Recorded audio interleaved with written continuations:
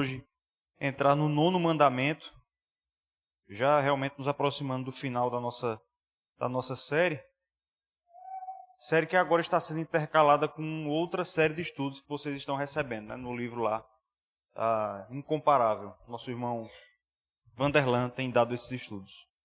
Mas hoje nós vamos voltar então aos nossos estudos dos 10 mandamentos e hoje vamos analisar o 9º mandamento. Então vamos ler Êxodo capítulo 20, versículo 16.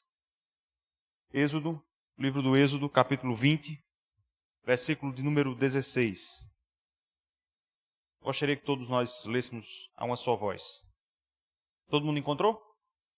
Amém? Vamos ler todos? Não dirás falso testemunho contra o teu próximo. Amém. Passamos agora uma oração de intercessão pelo estudo dessa manhã. Vou convidar a nossa irmã Socorro Moraes, que possa fazer essa oração, pedindo pela lição dessa manhã.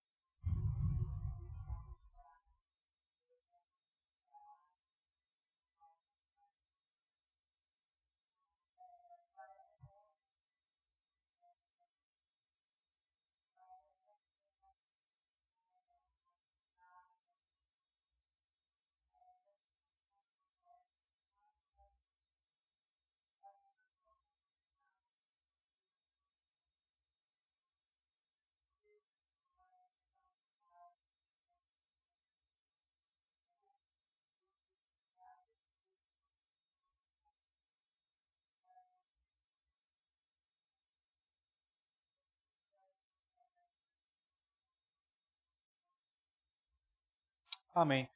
Muito bem, irmãs. Hoje nós vamos então iniciar. Teremos acho que 2 estudos sobre o 9º mandamento. Hoje vamos ver de maneira um pouco mais geral. Eu planejava no próximo estudo já trazer o 10º e aí encerrarmos. Mas há uma questão dentro do 9º mandamento que eu pensei em tratar no 3º mandamento, mas não falei naquela ocasião, exatamente guardando para agora, que é o tema do juramento. Juramentos e votos que nós fazemos. Então nós vamos ter esse estudo e no próximo, permitindo o Senhor, nós vamos tratar acerca do que a Bíblia ensina sobre o juramento e o voto. Mas hoje, então, nós vamos analisar o 9º mandamento, que é esse que nós acabamos de ler. Não dirás falso testemunho contra o teu próximo. Então, esse é um mandamento que nos obriga à verdade, a sermos correligionários da verdade nesse mundo. E certamente esse é um dos mandamentos mais importantes, porque o tema da verdade e da mentira poderia ser abordado na Escritura de diversas maneiras. De fato, há diversas formas como nós poderíamos abordar esse tema em toda a Escritura. Por exemplo, as duas terão uma paternidade atribuída na Bíblia. Quem é o pai da mentira, segundo a Escritura? É o diabo. E veja que, por outro lado, Deus é o pai da verdade, já que Cristo se disse a verdade. E uma vez que Deus é seu pai, Deus é o pai da verdade. A própria Bíblia é chamada de a verdade. E se você olhar para o drama da Escritura como um todo, é interessante. Um dos autores que eu consultei essa semana foi quem disse isso. Você vai ver que a Bíblia começa com a mentira se encarnando em uma serpente e termina com a verdade se encarnando em um homem, em Jesus Cristo.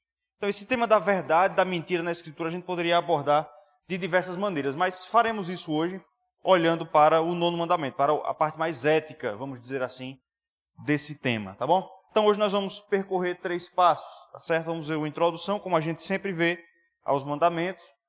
Depois vamos ver o que a Bíblia fala sobre a honra e o nosso próximo. E por último, como de costume, vamos ver alguns pecados e os deveres que estão incluídos aí no 9º mandamento dos 10 mandamentos, do decálogo, tá certo? Então as irmãs podem ficar à vontade para perguntar, para participar, como nós já estamos acostumados. Então, iniciando por uma introdução, a tradução literal desse mandamento se refere à proibição do testemunho mentiroso em juízo. Então, veja, quando os 10 mandamentos foram dados a Israel, eles foram dados a uma grande nação. Você deve lembrar que quando os filhos de Jacó foram para o Egito, no final de Gênesis, eram apenas 70 homens. O texto vai dizer isso lá. Mas ao longo de 4 séculos, esse povo se tornou um povo muito numeroso, uma grande nação, milhões de pessoas. Então os 10 mandamentos, eles são uma repetição da aliança com Abraão, mas agora dada não mais para uma família, mas para um povo. Então a lei vai ter esse aspecto de um código civil, de como aquela sociedade deveria se organizar. Então o 9º mandamento, ele é, literalmente falando, uma regra de julgamento. Quando a gente lê, não dirás falso testemunho contra o teu próximo, a lei está pensando aqui na testemunha em juízo. Aquela testemunha que comparece diante do juiz para depor contra ou a favor de alguém, em um processo judicial. E aí esse mandamento, veja, de maneira mais restrita, ela se refere a essa pessoa. Quando você for depor perante o juiz, não preste testemunho falso contra o teu próximo, diga a verdade. Inclusive, não sei quantas das irmãs aqui já tiveram a rica oportunidade de ir a algum fórum testemunhar alguma coisa. Isso é exatamente exigido pelo juiz antes que você comece a responder as perguntas, não é verdade? Você se compromete a dizer a verdade sob pena de perjúrio ou falso testemunho. Então, é exatamente essa obrigação que está aqui na lei. A testemunha que fosse depor em um processo, fosse convocada a falar sobre algum fato, não deveria dar um falso testemunho. E a lei, a gente vai ver no Pentateuco, colocava de fato uma série de proteções contra o falso testemunho. A gente vai ler algumas delas. É importante para a gente ir vendo um pouco do que a Bíblia fala sobre isso. Algumas vezes no Antigo Testamento, aliás, em toda a Bíblia, não só no Antigo Testamento, a Bíblia vai falar de algumas pessoas que foram condenadas e foram mortas por causa de testemunhas falsas. Pelo menos 3 pessoas, veja. O primeiro deles é narrado, a gente não vai ler esses textos, tem a sua história narrada em 1 Reis 21, verso 13, que foi Nabote. Se você não lembra, Nabote se recusou a vender uma parte da sua terra para Acabe e Jezabel deu um jeito de resolver essa situação. Como foi que ela fez? Ela arrumou falsas testemunhas que acusaram Nabote de ter amaldiçoado Deus e o rei. E a pena para a blasfêmia, segundo a lei de Israel, era o apedrejamento. Foi assim que Nabote então morreu. Não apenas ele, mas Jesus Cristo, né, os evangelhos vão registrar que falsas testemunhas foram compradas pelo Sinédrio contra ele, e também Estevão, Atos capítulo 7. É muito interessante como o martírio de Estevão é muito parecido com o martírio de Cristo, com exceção da forma como eles foram mortos. Então, contra Estevão também foram contratadas falsas testemunhas. Era exatamente isso que a lei visava evitar, que falsas testemunhas, testemunhas mentirosas, levassem ao prejuízo do próximo ali em Israel. Por isso você tinha algumas cautelas legais para evitar o falso testemunho. Havia alguns artigos na lei ali que visavam exatamente coibir, diminuir a chance de haver falso testemunho em processos judiciais. Esses 2 textos eu distribuí. Eu acho que sobraram alguns, então talvez esses textos ninguém pegou, ou pegou só um deles. Mas, por favor, quem está com esse texto aí? Deuteronômio 17, versos 6 e 7, abre e leia. E outra pessoa, Deuteronômio 19, de 15 a 21.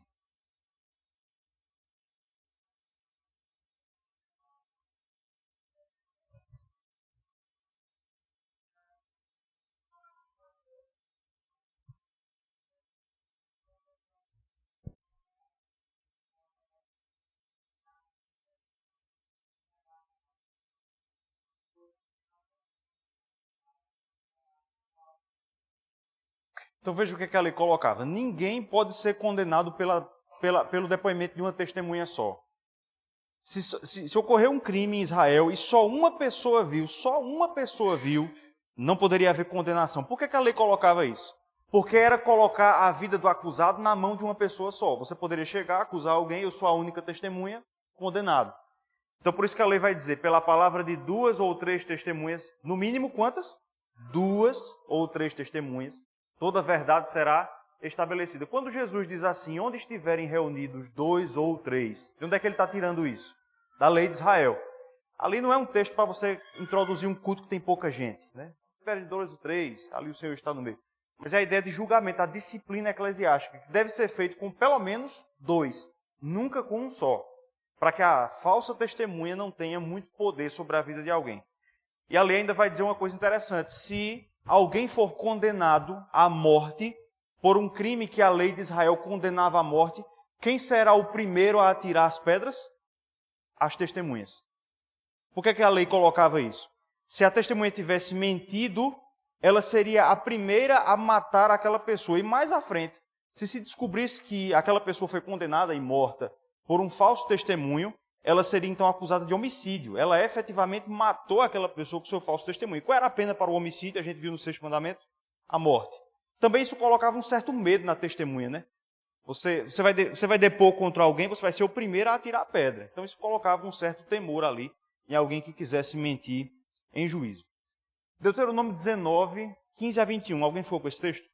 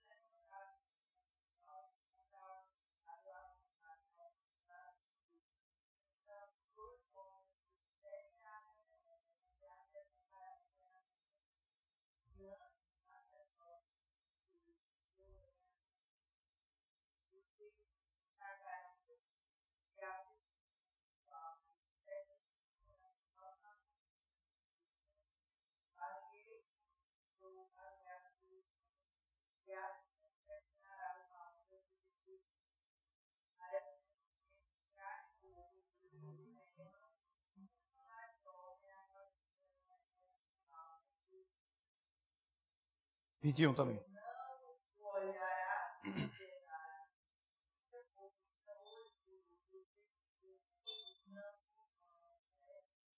Então veja que essa é quase uma repetição da lei lá do capítulo 17, mas com mais alguns detalhes. A testemunha deveria comparecer diante dos sacerdotes, diante de Deus. Então veja, a ideia é colocar o peso na consciência de alguém que estivesse tramando dar falso testemunho. Ele seria inquirido pelos juízes, sacerdotes e anciãos, que deveriam inquirir bem para tentar encontrar algum sinal de mentira naquela pessoa.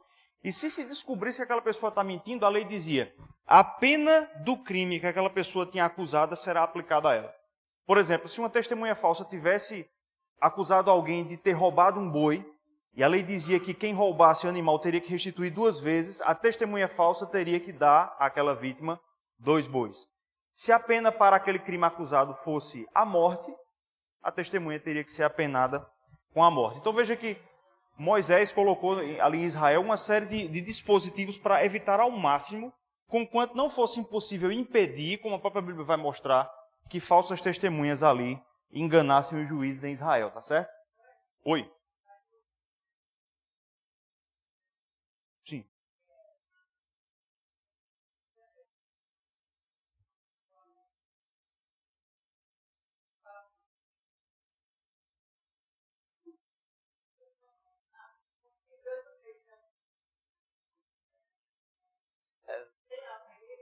Não, eu não vou dizer que está errado, mas assim, primariamente o texto está falando de outro assunto. Não vou dizer que está errado, entendeu? A gente pode aplicar por analogia, mas tendo em consciência, tendo em vista que o texto está falando de outra coisa. O texto está falando... Veja, Jesus diz isso exatamente depois que ele diz assim, se teu irmão pecar contra ti, vai arguí-lo. Se ele não te ouvir, leva mais uma testemunha. Se ele não te ouvir, leva à igreja. E se ele não ouvir a igreja, seja considerado como gentil publicano. Porque onde estiverem reunidos 2 ou 3, está falando de que ali? Disciplina eclesiástica. Agora, a gente sabe que também quando há 2 ou 3 reunidos para adorar o Senhor, ele está ali. Então, por analogia, pode usar. Está entendendo? A gente só não pode pensar que Jesus estava pensando nisso, quando ele falou isso. Mas por analogia, a gente pode usar essa terminologia bíblica para essa situação também. Ok? Então, já que vimos alguns artigos da lei, nós chegamos à conclusão de que a observância do 9º mandamento, não dirás falso testemunho contra o teu próximo, serve como base garantidora do respeito aos demais mandamentos da ordem social. Então, colocando em termos mais simples, Deus pôs esse mandamento na sua lei porque ele serve como uma base para que os outros mandamentos da segunda parte da lei, que são os 6 últimos mandamentos, sejam cumpridos. Vamos ler esses 2 textos, depois eu comento um pouco mais. Provérbios 25, 18 e Oséias 4, 2. Esses 2 textos vão fixar o mesmo ponto, que uma sociedade ela se destrói por causa dos mentirosos, por causa do falso testemunho. Todo tipo de mal, outros males, são cometidos quando a mentira é praticada. Leiam aí, por favor, se os dois textos estão com alguém.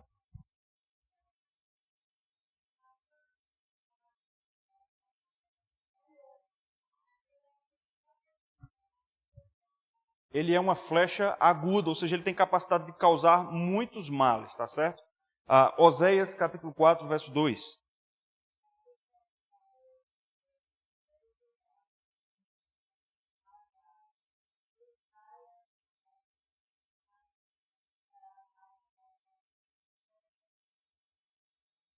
Então veja que o profeta Oséias, ele lista uma série de males que eram praticados em Israel no seu tempo: roubar, matar. Mas o primeiro que ele diz é perjurar, mentir. Então veja que quando a gente olha para os 6 últimos mandamentos, que a gente está olhando para eles nos últimos meses, que são honrar pai e mãe, não matar, não adulterar, não roubar, não dizer falso testemunho, não cobiçar, perceba que os outros mandamentos, que não o 9º mandamento, eles podem ser cometidos tendo a mentira como instrumento. Por exemplo, você desonra seu pai mentindo para ele, enganando seus pais. Tá? Como foi que os irmãos de José desonraram Jacó? Além de, obviamente, terem vendido seu filho, né? Mas o que foi que depois eles fizeram? O que foi que eles fizeram? Mentiram. Eles tomaram a túnica de José, né, mancharam em sangue, disseram que um animal ceifou a sua vida e Jacó passou anos da sua vida acreditando que José estava morto. Então, qual foi o instrumento da quebra do 5º mandamento, da desonra a pai e mãe? A mentira. Você pode matar, que é a quebra do 6º mandamento, mentindo. Mentindo. Mandando uma pessoa para um local perigoso, dizendo que é seguro. Você pode adulterar, e isso muito frequentemente acontece, tendo como arma a mentira, o falso testemunho, dizendo que vai a tal lugar e vai a outro lugar. Você pode roubar através da fraude, através da mentira. Então, perceberam aqui o princípio? O 9º mandamento, ou a mentira, pode ser um instrumento da quebra de muitos outros mandamentos de ordem social, os mandamentos que tratam do nosso dever para com o próximo. A mentira pode ser um instrumento da desonra, do homicídio, do adultério, do roubo. Então veja que quando a Bíblia proíbe, e de maneira muito enfática, a mentira, ela está tentando também salvaguardar todos os outros mandamentos que dizem respeito ao nosso relacionamento para com o próximo. É por isso que Tiago, quando ele vai falar em Tiago capítulo 3, da língua, ele vai comparar a língua, um dos pecados é a mentira, a algo que pode causar um dano muito maior do que o seu tamanho sugere. Por exemplo, ele vai dizer que a língua é como uma fagulha, pequeno arbusto pegando fogo, mas que pode incendiar toda uma selva. Ele vai dizer lá em Tiago capítulo 3. Então, a língua, que muitas vezes comete pecados para nós pequenos, mentiras pequenas, são muitas vezes a estratégia para um caos muito maior. Por isso a Bíblia é sempre enfática em nos proibir o falso testemunho. Então, é possível notar que o 9º mandamento possui 2 grandes áreas de abrangência. Então, isso aqui é um ponto importante. Fundamentalmente, o 9º mandamento está preocupado com 2 coisas. Primeiro, a verdade de Deus. Ou seja, em que nós sejamos verdadeiros como Deus é verdadeiro. Não há engano em Deus. Deus não mente. Ele não é filho do homem para que minta, diz a Escritura. E assim também nós devemos refletir em nossos lábios, naquilo que nós professamos, a verdade. A gente não vai olhar tanto para esse aspecto, tá certo? Eu não vou olhar tanto para esse aspecto aqui. Nós vamos olhar mais para o segundo, que é o seguinte: a boa honra do nosso próximo. O 9º mandamento tutela Deus, que é verdadeiro e que nos criou a sua imagem e semelhança para sermos verdadeiros. Mas, em segundo lugar, a boa honra do nosso próximo, que é maculada quando o falso testemunho encontra lugar na nossa boca. Veja que o mandamento é: não dirás falso testemunho. Contra quem? Contra o teu próximo. Primeira vez que a palavra próximo aparece nos 10 mandamentos é no 9º mandamento. A gente vai ver isso um pouco mais à frente. Tá certo? Ainda falando sobre esses aspectos introdutórios, Lutero, no seu Catecismo Menor, ele vai encontrar 3 grandes aplicações do 9º mandamento. Quais são elas? Primeiro, que nós devemos ajudar o próximo, garantindo-lhe o dever de ter honra e boa reputação. Segundo, a jurisdição ou regime espiritual, principalmente aos hereges, apóstatas e pregadores falsos. Ele está falando aqui muito do seu contexto ainda de reforma protestante, né? Mas veja, uma das aplicações do nono mandamento é: a verdade deve ser pregada, o erro deve ser combatido, a heresia. Então, por exemplo, o dever que os pastores, que os pregadores têm de defender a verdade contra o erro. Onde é que ele se localiza nos 10 mandamentos? No nono mandamento. Pregar uma falsa doutrina é pregar um falso testemunho contra o próximo. É dar ao próximo, aos paroquianos, a vocês, um ensino falso, que resultará no seu mal, tá certo? Em terceiro lugar, nós devemos combater o vício detestável e vergonhoso de fazer má ausência.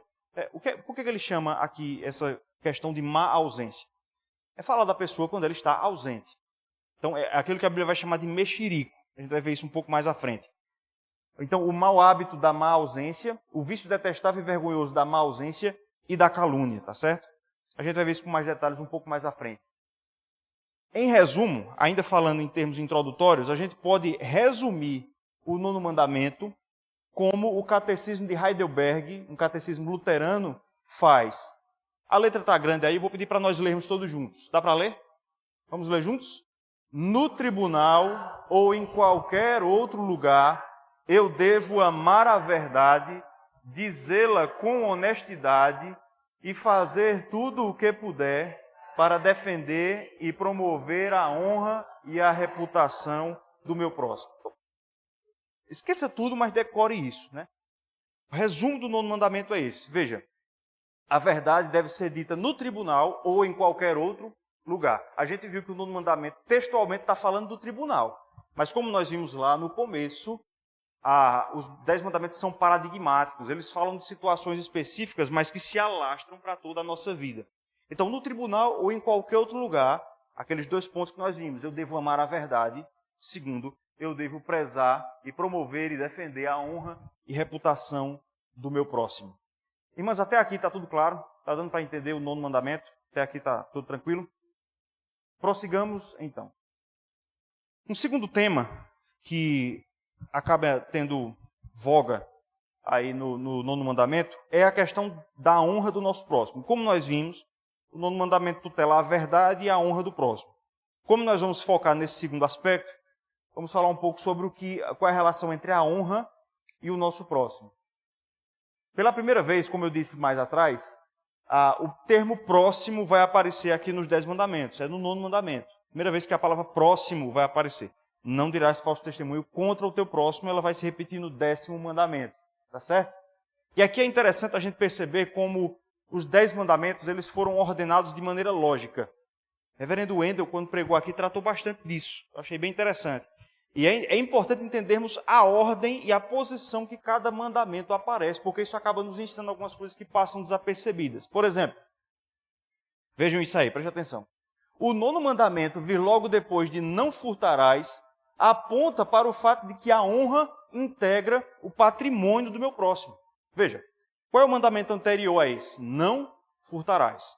E aí, imediatamente, nós pensamos nas coisas materiais. Eu não devo furtar o bem material, o bem físico do meu próximo, não é isso? Ou até, no máximo, o tempo, aquela questão do atraso, que é o roubo do tempo. Mas aí vem o nono mandamento e vai nos dizer que há uma outra coisa que eu não devo furtar, que eu não devo... uma palavra aqui que veio e fugiu rápido. Desfalcar no meu próximo, a sua honra. Veja, a honra integra o patrimônio de cada um de nós. Não da mesma forma que as coisas materiais fazem, por exemplo, esse breve catecismo aqui é meu, né? Mas eu tenho uma honra, eu tenho uma imagem que é construída ao longo da nossa vida e que integra o nosso patrimônio. E essa honra, ela é ceifada, ela é diminuída quando outras pessoas contam falso testemunho, ou caluniam, ou difamam, ou fofocam a meu respeito. Calvino é que vai falar alguma coisa interessante sobre isso mais à frente, mas veja, isso é uma verdade que se aprende na prática. Nós passamos uma vida inteira tentando construir uma reputação. E essa reputação pode ser rapidamente roubada, certo ou errado? Agora, depois que ela é roubada, é fácil reconstruir? Depois que alguém põe uma falsa fama sobre alguém para se livrar dela, nunca mais. Hoje em dia, no tempo de rede social, né? Nunca mais, a depender do caso. Então, vejam, o fato de o nono mandamento vir após o 8º nos mostra que, além do patrimônio do nosso próximo, que não deve ser desfalcado, nós devemos também cuidar em que a sua honra, a sua boa fama, não seja injustamente desfalcada também. Mas há um outro detalhe interessante.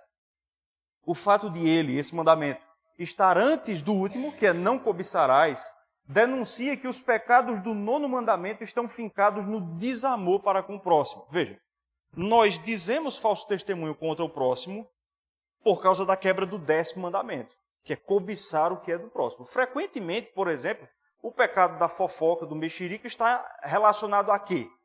A inveja do próximo. A cobiça daquilo que é do próximo, da fama que o próximo tem, tantas outras coisas.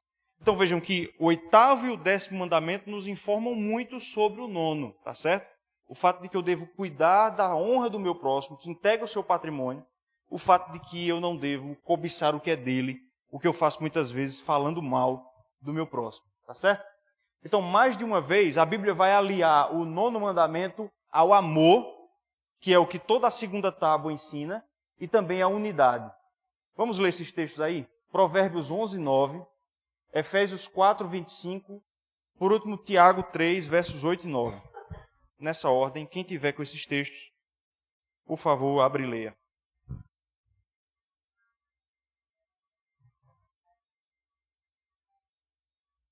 Veja, o ímpio com a boca destrói o próximo. A falsa testemunha era capaz de tirar a vida do seu próximo.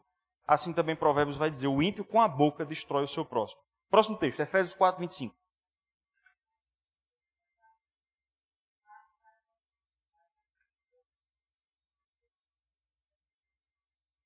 Veja o que Paulo fala. Ele repete o 9º mandamento, deixando a mentira, cada um fala a verdade, vai dizer a razão, porque somos membros uns dos outros. Isso é especialmente verdade, irmãos e irmãs, na igreja. Já que Paulo está falando com a igreja dos Efésios, a igreja de Éfeso.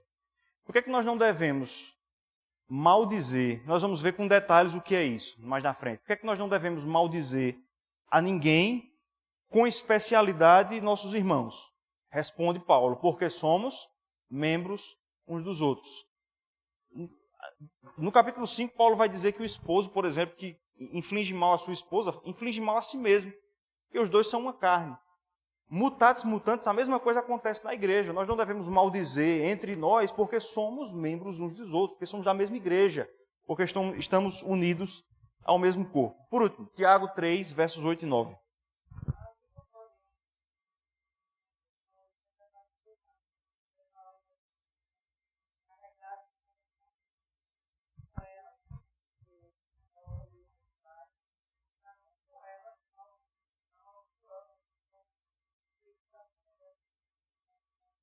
Com a língua nós tanto bendizemos a Deus, como em outras ocasiões maldizemos aos próximos, ao homem, que é, e aí Tiago vai citar isso, né, a criação, que são a imagem e semelhança do Senhor. Então veja que a raiz dos pecados do 9º mandamento, os pecados da língua, está ligada à falta de amor para com o próximo. A desconsideração de que o próximo é a imagem e semelhança do Senhor, como também eu sou. Tá bom? Calvino vai dizer o seguinte sobre essas questões que estamos debatendo aqui. Ele diz assim, preste atenção nisso. Visto que Deus, que é a verdade, execra, abomina a mentira, a verdade deve ser cultivada entre nós sem disfarce. O resumo, portanto, será que não violemos o nome de alguém com calúnias e falsas recriminações, ou que com mentiras dificultemos sua sorte. E, por fim, que não lesemos ninguém por desejo de ultraje ou de insolência. Corresponde a essa interdição, a essa proibição, a ordem de que auxiliemos, uma vez que for lícito, a obra fiel de cada um, asseverando a verdade, para assegurar tanto a integridade do seu nome como de suas coisas. Veja o que ele vai dizer agora. Se um nome bom é um tesouro precioso para qualquer um, não é em nada menor prejuízo quando o homem é expoliado da fortuna ou da integridade do nome. Ora, no saque de seu sustentáculo, às vezes, o falso testemunho não tem menor resultado do que o roubo feito pela mão. O roubo ocasionado pelo falso testemunho, o roubo da reputação, muitas vezes é mais gravoso do que o roubo feito pela mão, o roubo material. Então é isso que nós devemos evitar aqui no 9º mandamento. Ok? Tá certo? Nós devemos então preservar a honra que pertence ao nosso próximo. Tá claro até aqui? Então aqui nós chegamos à terceira parte, onde nós vamos demorar mais, falando então dos pecados e dos deveres do nono mandamento. A gente vai se tornar um pouco mais prático aqui na nossa abordagem. Antes de nós entrarmos especificamente nesse tema, é importante dizer que a teologia ela vai falar sobre alguns tipos de mentiras. Eu achei isso muito interessante. Eu não conhecia essa classificação, mas já tinha algumas informações sobre isso. Mas a teologia histórica vai abordar alguns tipos de mentiras, e é importante que a gente entre nesse ponto, porque nós vamos ver, e isso pode parecer contraditório com tudo que eu disse até aqui, mas nem todo engano, nem toda mentira é pecaminosa. É estranho ouvir isso, né? Mas o diabo não é o pai da mentira. Mas nós vamos ver agora que nem todo engano é necessariamente pecaminoso. Então, antes de entrarmos nos pecados, de acordo com o Catecismo Maior, nós vamos ver qual é essa mentira, esse falso testemunho, que é aqui condenado pela Escritura. E aí a teologia histórica, os teólogos da história, ao longo da história identificaram 3 tipos de mentiras. Eu queria mostrar aqui para vocês. A primeira é a mentira maliciosa. É quase uma redundância, na verdade, isso, né? A mendacium perniciosum. Então, essa é a mentira pecaminosa, que a gente vai ver com mais detalhes no próximo slide. Mas há outros 2 tipos de mentiras que muitas vezes causam até dúvidas e confusões na mente das pessoas que merecem nosso tratamento. Por exemplo, há um segundo tipo de engano que é a chamada mentira jocosa, tá certo? Veja, é aquele engano, é aquela mentira que está envolvida em alguma situação que envolva a brincadeira, falando de maneira bastante ampla aqui. Por exemplo, quando alguém conta uma piada. A piada é, obviamente, uma história fictícia. Então, alguém pode perguntar assim, depois que você conta uma piada, você tem que dizer, essa história não é verdade, para você não incorrer em cair no nono mandamento. Alguém que escreve, por exemplo, uma fábula, né? John Bunyan, que escreveu O Peregrino, ele tinha que ter colocado no final ali, essa história não é real, sob pena de cair no nono mandamento? E é claro que não. Essa mentira, a mentira jocosa que está envolvida na brincadeira, ela não é considerada pecaminosa, tá certo? A mentira praticada, por exemplo, nos esportes. Você, no futebol, finge que vai para cá e vai para cá. Isso é mentira? Isso é falso testemunho? Não. Porque está dentro de um universo restrito a um jogo, a uma brincadeira, a um esporte. Por exemplo, vamos tratar de uma situação prática aqui. A gente quer fazer uma festa surpresa para alguém, né? Muito comum. E, geralmente, como é que você faz para levar a pessoa até o local em que se dará a festividade? Você conta algo falso, correto? Aliás, correto não, né? Baralhou tudo aqui agora. Mas não é verdade? Não é verdade essa mentira? Você conta. Então, essa mentira, ela é pecaminosa? Não. Por 2 razões. Veja, e a gente já consegue responder isso com o que nós já vimos. Por que ela não é pecaminosa, essa mentira? Primeiro, ela não visa ao mal do nosso próximo. Nós vimos que é falso testemunho contra o teu próximo. Segundo, pela própria natureza do plano arquitetado, a mentira se desfará em alguns instantes. Então, a vítima dessa mentira, ela não permanecerá indefinidamente sob o erro. Entenderam o que eu falei aqui? Então, os teólogos, ao longo do tempo, fizeram a questão de ressalvar que esse tipo de engano, o engano jocoso, o engano da brincadeira, o apelido que se coloca em alguém, por exemplo, né?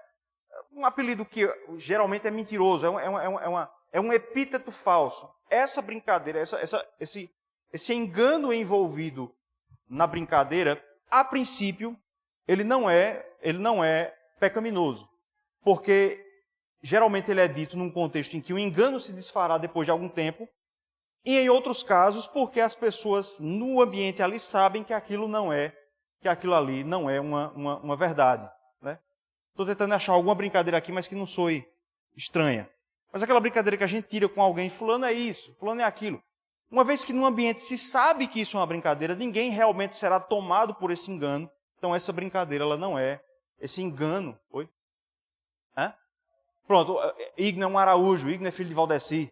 Né? Ele de vez em quando fica brincando, chamando Valdeci de pai. Então essa é uma mentira jocosa, ela não tem, então, caráter pecaminoso. Socorro, pode falar.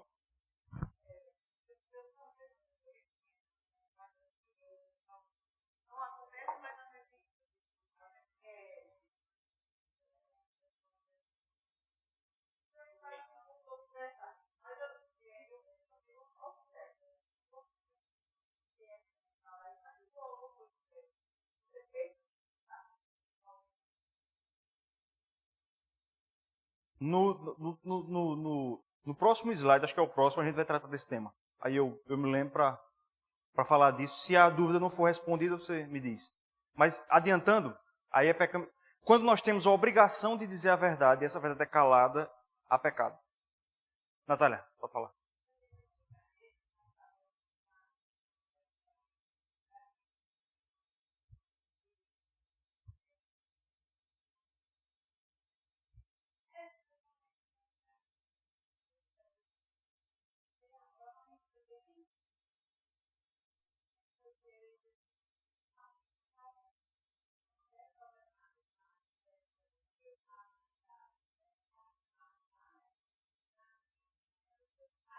É, teste de fidelidade é o nome.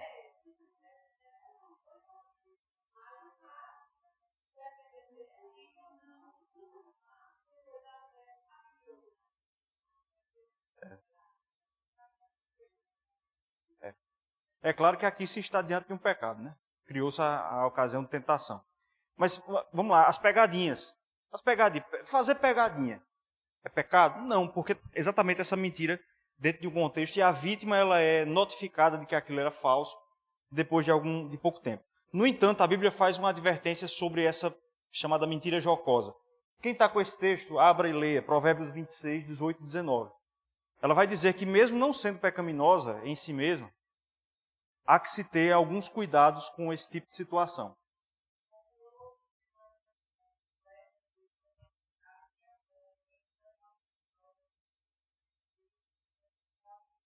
Então veja, o sábio nos adverte quanto a atitudes inconsequentes, perigosas, e que depois a pessoa diz, fiz isso por brincadeira. Algumas pegadinhas, por exemplo, você vê que coloca as pessoas em risco de vida. Às vezes você vê na televisão. Então, a própria, usando esse exemplo da pegadinha, mas a piada, a brincadeira, né? Mesmo ela sendo uma mentira não pecaminosa em si mesma, dentro desses parâmetros que a gente colocou, a Bíblia vai nos advertir a termos cuidado com o modo como nós brincamos com o próximo. É interessante que a Bíblia fala sobre tudo mesmo, né? Até o modo como nós brincamos. Porque nós não poderemos causar dano real ao nosso próximo e depois dizer, fiz isso por brincadeira. Aqui a gente tem que lidar com dois extremos. O primeiro é o politicamente correto. Ninguém pode brincar com ninguém. Isso é muito chato. Tá certo? Mas há o outro lado. E aí, não é as outras pessoas que têm que me regular. Eu tenho que me regular como eu brinco com cada um. Não é Joselma que tem que dizer, você tem que brincar assim assado. Eu tenho que me regular. De acordo com cada pessoa, com o ambiente que eu estou, enfim. Mas assim, só um asterisco que a Escritura coloca nessa questão. Tá bom? Então esse é um segundo tipo de engano, de mentira, que é a mentira jocosa, que ela não é pecaminosa. Aí a terceira que desperta um pouco mais de polêmica, que é a mentira chamada por necessidade, ou alguns vão dizer ainda mentira piedosa. Que mentira é essa? É aquela que é praticada em uma alegada situação de necessidade. Então a pergunta a ser respondida aqui é: alguém que mente para beneficiar o próximo em uma situação de risco, comete pecado ou não?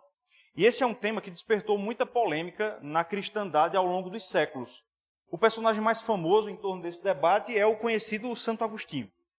Ele escreveu 2 livros sobre essa questão, um chamado Sobre a Mentira e o outro Contra a Mentira. 2 livros, Sobre a Mentira, Contra a Mentira.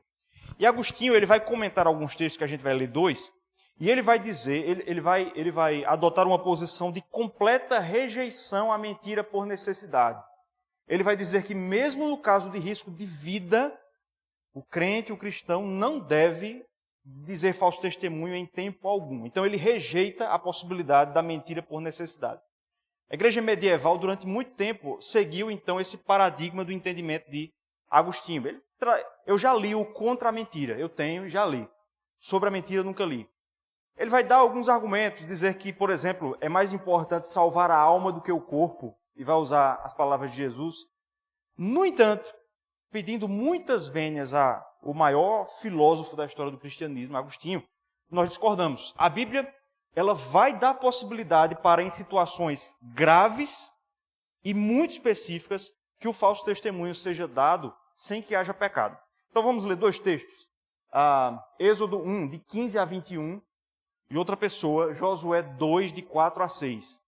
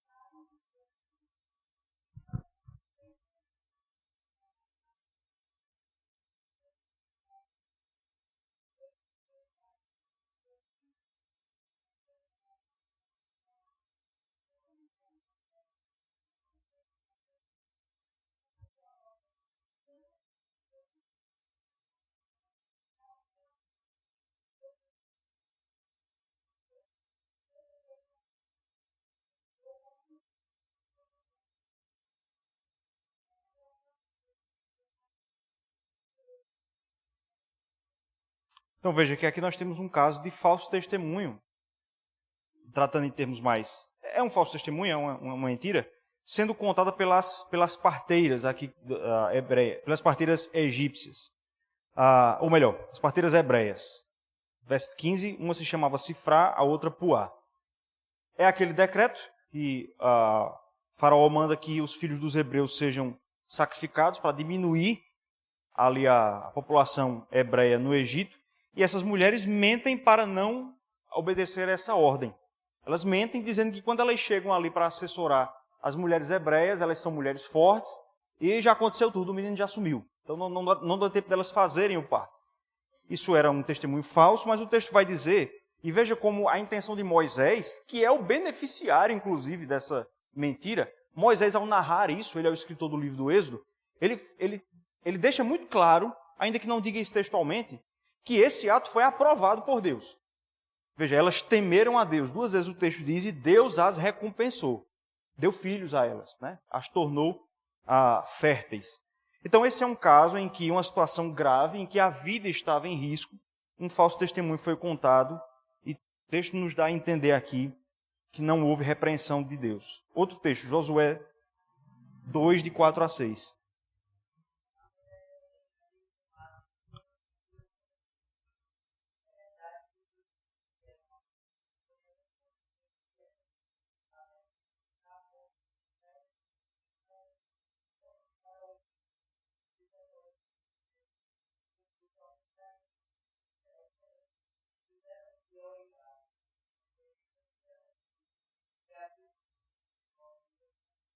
Então veja, Raabe, né, aqui, ela também conta um falso testemunho para salvar a vida dos espias, mas um detalhe que muitas vezes é esquecido, para salvar a sua própria vida também. Veja que ela diz assim, eu não sabia de onde eles eram.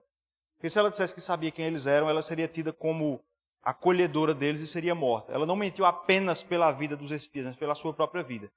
E sobre esse texto, se você for olhar, a gente não vai ler o relato que o autor aos Hebreus faz, capítulo 11, verso 31, e Tiago vai fazer, você vai ver que Raabe é louvada porque deu acolhida aos espias.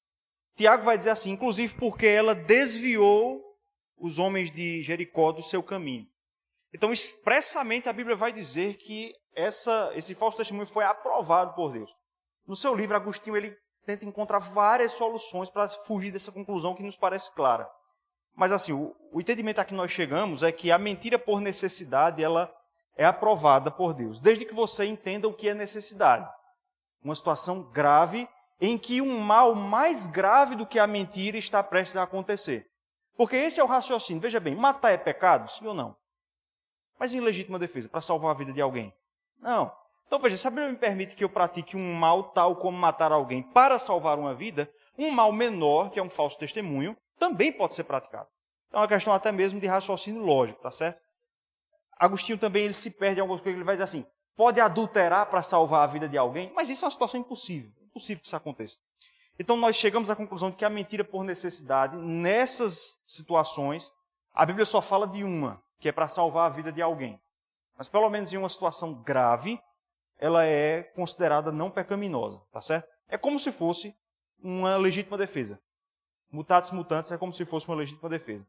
Então a mentira que é proibida dessas três é a primeira, a mentira maliciosa, não as outras duas. Está claro aqui?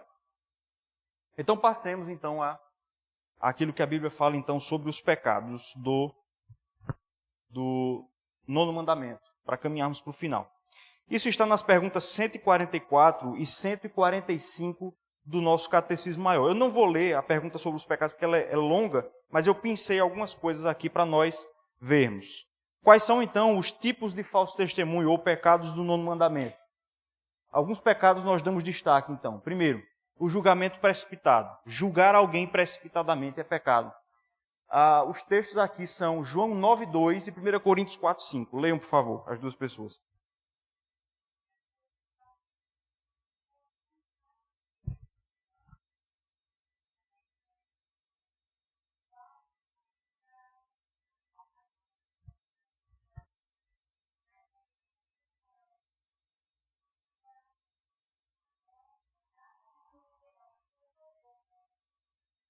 Nada julgueis, então, antes do tempo, diz o apóstolo Paulo. João 9,2.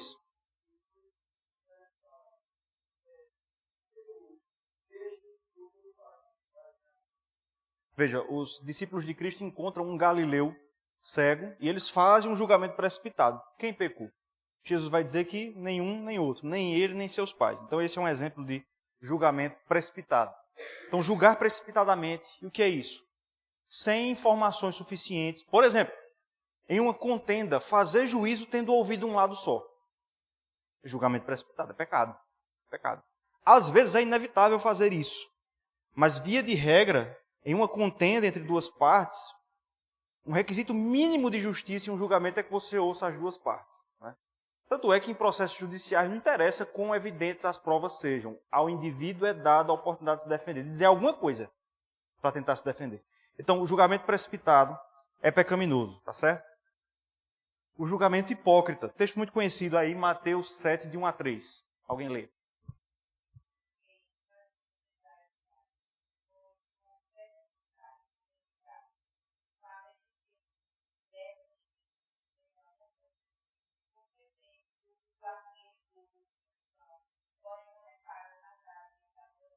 Então veja, as palavras de Cristo não são uma proibição absoluta ao julgamento, que é como muitas das pessoas olham para o versículo 1, não julgueis. Não julguei. Mas Jesus está falando do tipo de julgamento feito pelos fariseus. Se for para julgar sem considerar que você também será julgado, com a medida em que você julgar, é melhor você não julgar. E se for fazer isso, olhe para que o teu julgamento não seja hipócrita, que é o caso da pessoa que, na hipérbole de Cristo aqui, retira o cisco do olho de alguém, enquanto tem uma trave no seu próprio olho. Então esse é um perigo a respeito do qual nós devemos estar atentos. Apontar na vida das pessoas que pecados que são encontrados em nós. Às vezes de maneira pior. Então o julgamento hipócrita, ele é condenado. Esses dois aqui dizem respeito ao nosso julgamento do próximo. Não há proibição de se julgar, nós devemos julgar. Não deis o que é santo aos cães, não jogue pérolas aos porcos. Isso envolve julgamento, mas ele não deve ser precipitado nem hipócrita. Um terceiro pecado, a calúnia, que é você imputar fatos falsos a alguém, certo? No direito penal, imputar um crime a alguém, sabendo que é falso, mas imputar um fato falso a alguém, difamar alguém, ou distorcer maliciosamente as palavras de alguém. Vamos ler esses dois textos. Esses aí foram Êxodo 23, 1 e Mateus 26, 61.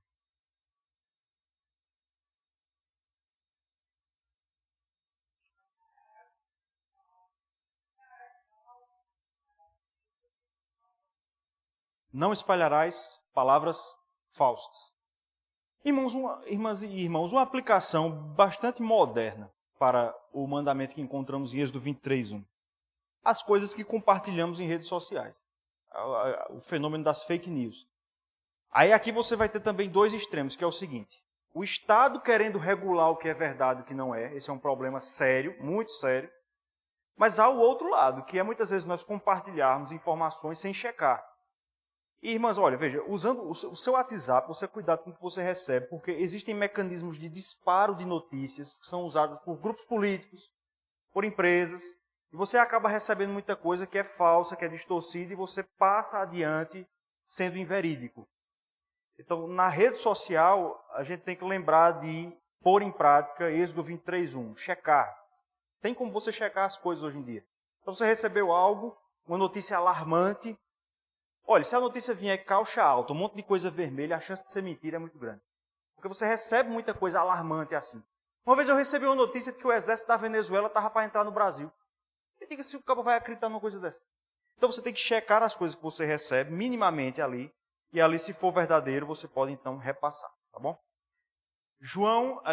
Mateus 26, 61.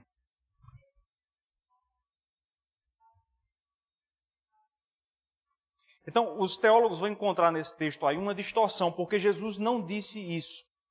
Jesus não disse, eu vou destruir o templo, reconstruí-lo em 3 dias. João 2, 19, vai dizer que Jesus diz assim, se vocês destruírem o templo, eu o reconstruo em 3 dias. E aí, no julgamento de Cristo, as palavras vão ser distorcidas, vão ser parcialmente mudadas. Os fariseus faziam muito isso, distorciam a lei, por exemplo.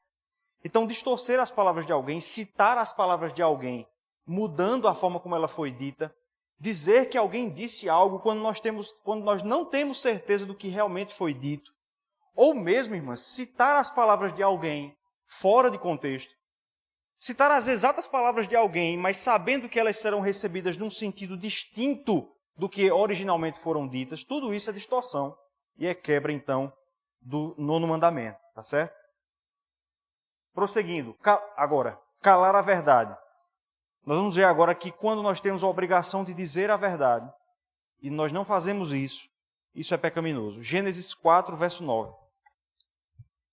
Quem está com esse texto, lê, por favor.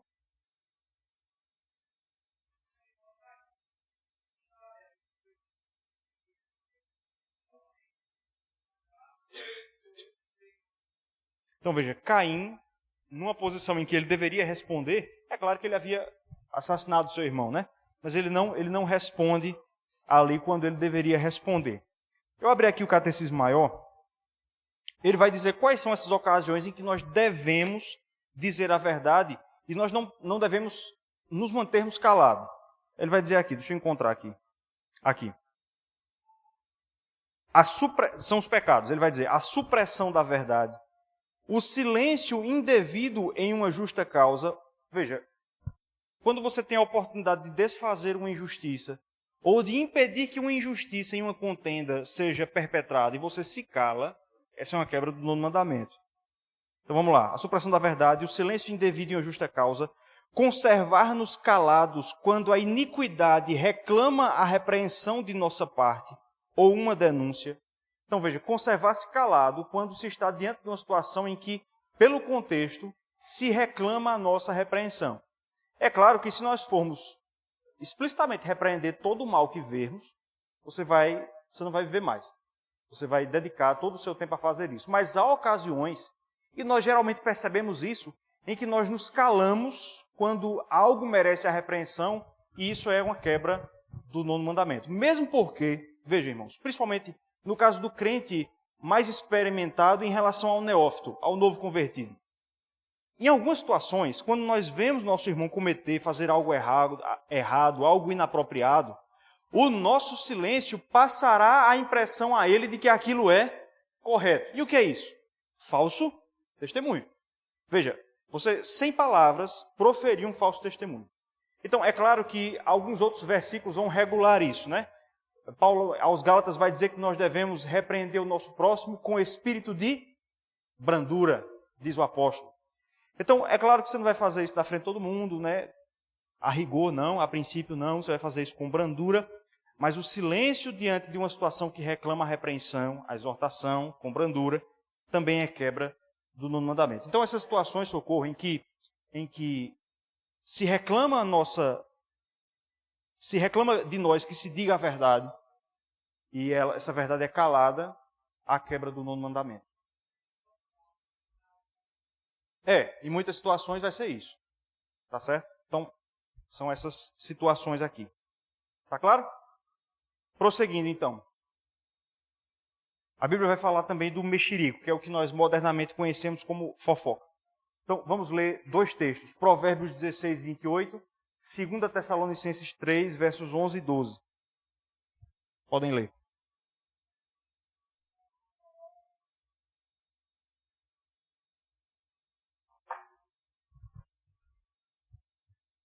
Ninguém ficou com esses textos? Provérbios 16, 28. Pronto.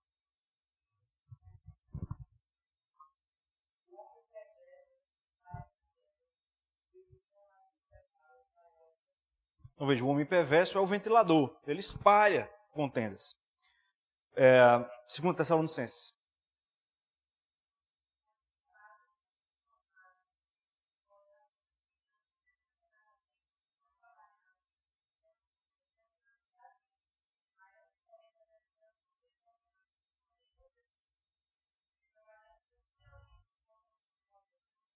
Veja que Paulo associa o intrometer-se na vida alheia, o falar desnecessariamente da vida alheia, ao ócio.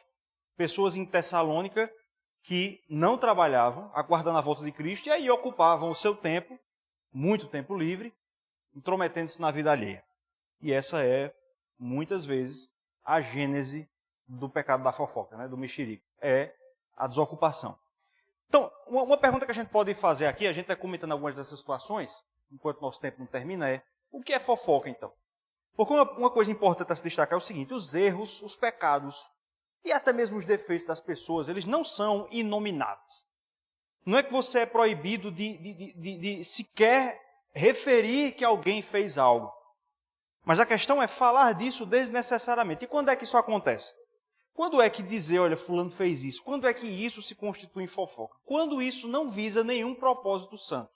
Essa é a resposta. Porque haverá situações em que nós devemos fazer isso. Por exemplo, a Bíblia me manda exortar o meu próximo. Isso exige que eu diga a ele que ele fez algo errado. Ou mesmo em situações em que nós vamos dizer a terceiros e não a pessoa, mas há uma justificação. O pedido de um conselho. Alguém errou contra você, você não sabe como agir. Então você conta essa falta a alguém porque você precisa de um conselho, porque você precisa desabafar com alguém, porque você precisa conversar com alguém. Então, em todas essas situações, há uma justificação piedosa para o referir às faltas de alguém. A fofoca acontece quando nós temos o desejo de espalhar o que alguém fez ou supostamente fez. Veja, uma forma boa de nós identificarmos isso é aquilo que nós vimos no começo. A boa fama das pessoas é um tesouro delas. E nós devemos preservar mesmo quando essas pessoas erram.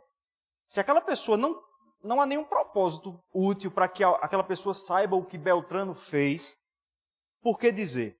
Então, quando esse relatar dos fatos tem essa intenção de depreciar alguém, de diminuir a imagem de alguém perante a coletividade ou perante alguém específico, quando não visa nenhum propósito edificante, tá certo? Então nós devemos nos abster de fazer isso.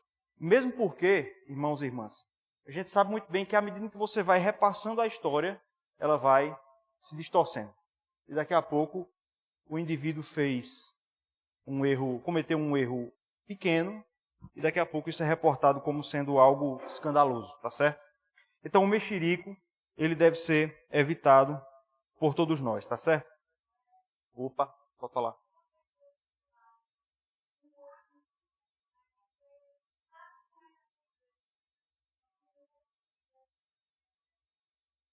Da pessoa que murmura? Sim, exatamente. Eu não falei disso aqui porque a gente está tratando dos erros contra o próximo. A murmuração é um pecado contra Deus, mas sem dúvida. A gente vai ver no final, sim, que a gente vai ver bem rápido isso. Há os pecados daquela pessoa que ouve também. É importante. Então, muitas vezes, você se submeter a isso acaba sendo um pecado também. Alguém que sempre murmura e você dá ouvidos a isso, você sempre está com os ouvidos abertos.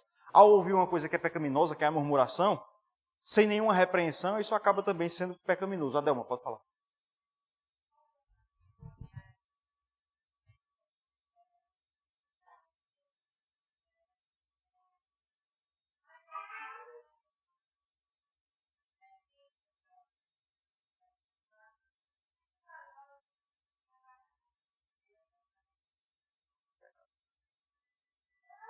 Pecado. Mas é muito comum as pessoas fazerem isso, muito comum.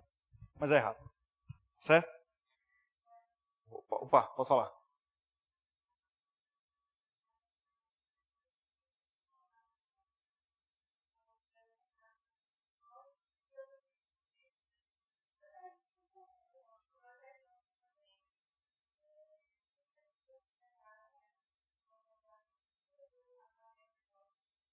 Sim. Porque, bem notado, há murmuração contra o próximo também. A murmuração não é apenas contra Deus. Você vai encontrar provérbios que falam disso, né? Da mulher rixosa, né? Domingo passado eu preguei lá em Belo Jardim, estou expondo Ruth lá. Os mesmos estudos que eu trouxe aqui, eu estou colocando na forma de sermão. E você vai encontrar a figura da mulher rixosa em Noemi, quando Noemi chega em Belém, que ela reclama de Deus o tempo inteiro. Então a constante reclamação, né, com o próximo, com o cônjuge, também são formas de quebra do nono mandamento. Tá certo? Então, prosseguindo aqui. Revelar o segredo. Tudo isso está no Catecismo Maior, tá certo? Que eu estou colocando aqui. Revelar indevidamente o segredo de alguém. Quem está com esse texto? Provérbios 11, 13.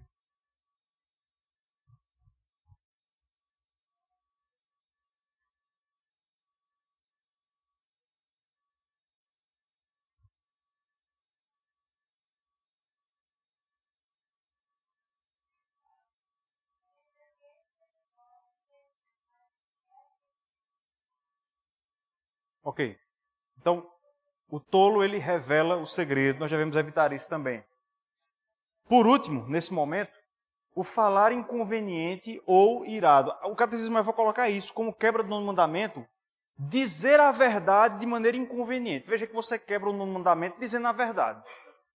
Mas se isso é feito de forma pouco sábia, por exemplo, sem brandura, como Paulo vai dizer, isso é uma quebra do nono mandamento. 2 textos. Provérbios 29:11, Tiago 1:19, para a gente terminar.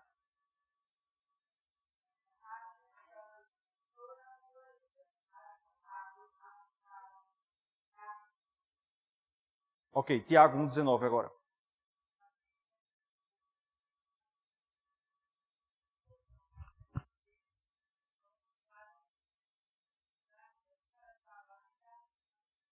Então, Tiago nos adverte quanto ao dever de termos cautela ao falar. Veja que coisa interessante. Por mais que o mandamento seja não minta, você pode quebrá-lo dizendo a verdade. Porque nós vimos que o âmago, o caroço do mandamento é: eu não devo com a minha língua causar mal ao próximo. O que geralmente eu faço quando minto. Mas veja, a verdade dita de maneira inconsequente causa mal ou bem? Causa mal ou bem? A verdade dita de forma irada causa mal. Então você tem a quebra desse mesmo mandamento, mesmo que a verdade seja dita. Então requer sabedoria também nesse aspecto. Quais são os deveres, então, do nono mandamento? Eu vou ler aqui, pergunta 144 do Catecismo Maior. É menor a resposta, então peço a atenção das irmãs. Diz assim: os deveres exigidos no nono mandamento são, quais são eles? Conservar e promover a verdade entre os homens e a boa reputação do nosso próximo, assim como a nossa.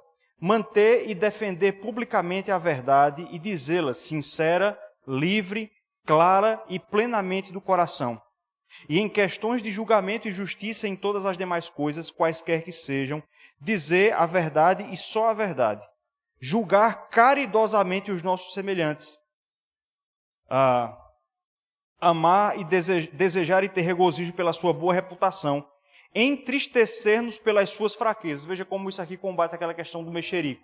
Eu devo me entristecer pelas faltas do próximo, não espalhá-las. Encobri-las, encobrir as faltas do próximo. Encobrir a quem não interessa. Encobrir a quem não interessa. Tá certo? Mostrar franco reconhecimento dos seus dotes e graças. Elogiar o próximo é dever do nono mandamento. Defender a sua inocência, receber prontamente boas informações a seu respeito e rejeitar as que são maldizentes, lisonjeadoras e caluniadoras. Prezar e cuidar da nossa boa reputação e defendê-la quando for necessário. Cumprir as promessas lícitas, que a gente vai ver isso em outro momento. Estudar e praticar tudo que é verdadeiro, honesto, amável e de boa fama. Veja que o Catecismo também coloca uma questão aqui: nós devemos rejeitar o lisonjeio exagerado, porque é falso testemunho. O elogio exagerado, o elogio desmedido é falso testemunho, nós devemos rejeitá-lo, tá certo? E evitar fazê-lo também. Nós não devemos tornar o elogio em hipocrisia, tá certo? Quando isso é feito de maneira exagerada. Então, terminando, nós vamos ver agora aquela ressalva que eu fiz aqui sobre o ouvir também. Veja o que Calvino vai falar sobre isso. Os pecados do nono mandamento estão atrelados ao que nós falamos, mas eles também informam muita coisa sobre aquilo que nós não deveríamos ouvir. Veja o que ele vai dizer em suas institutas. Se voltarmos agora os olhos para o legislador, a quem por direito não convém dominar menos os ouvidos e a alma do que a língua, por certo virá à mente não serem menos proibidas a avidez em escutar as calúnias. Veja, a pessoa que é ávida em escutar as calúnias. Assim como a propensão inoportuna aos juízos desfavoráveis. Seria ridículo considerar que o mesmo Deus que odeia a doença da maledicência da língua não reprovasse a maldade da alma. Portanto, se há o temor e o amor de Deus em nós, na medida do que é lícito e devido e do que toca à caridade, não voltemos a língua ou os ouvidos às maledicências e aos gracejos amargos.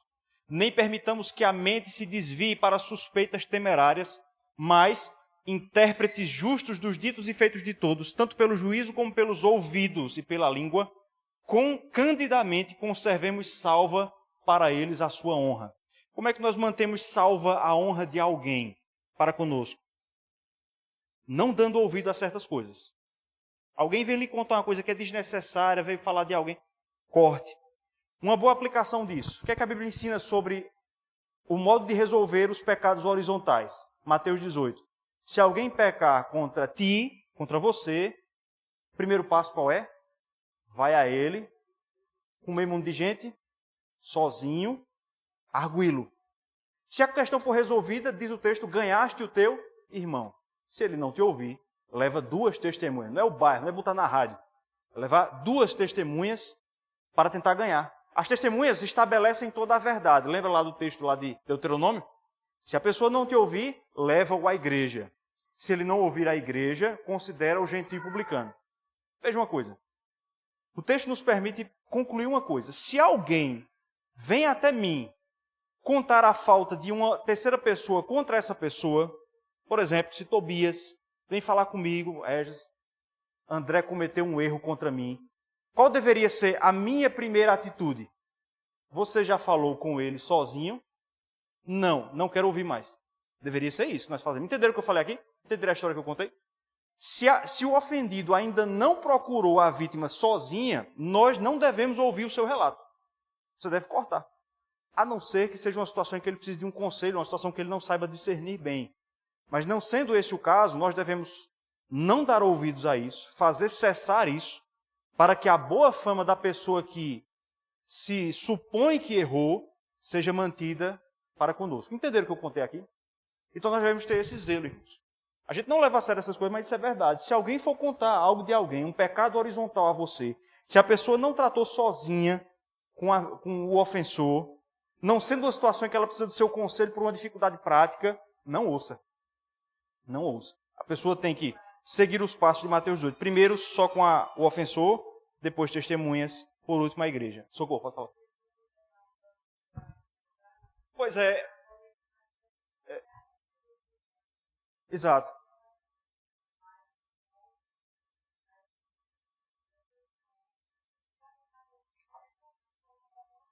Pronto. Mesmo porque você vai se sentir tentado a passar adiante. Não tem jeito. Você vai se sentir tentado a passar adiante para alguém. Amém? Então, próxima semana será o culto da ressurreição, mas de hoje a 15 voltamos com a classe. Que Deus nos abençoe em nome de Jesus.